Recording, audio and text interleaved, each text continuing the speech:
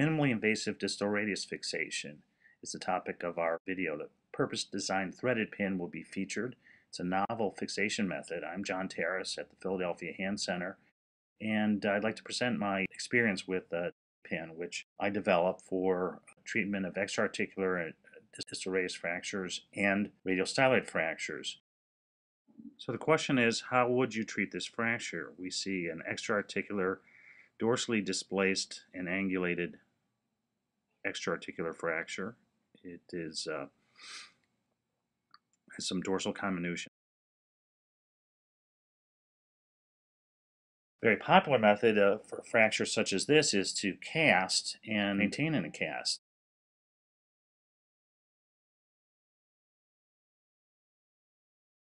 One of the problems of casting has been loss of reduction.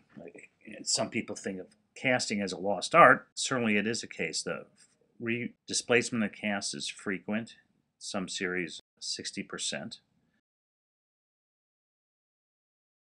Here's a case that was treated in a cast, a kind of common scenario that I see in my office. So initial reduction is acceptable. Maybe some people would be more precise with their reduction, but that's within acceptable limits, about 10 degrees of dorsal angulation. At 2 weeks, I oftentimes see people accept redisplacement in the cast with the idea that some fractures indeed do well despite a malreduction. However, about 50% of active people with malposition will be symptomatic.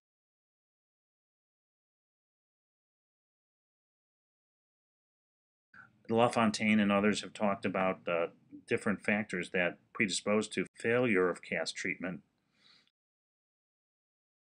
And certainly people are upset if the fracture heals in a grossly mal position.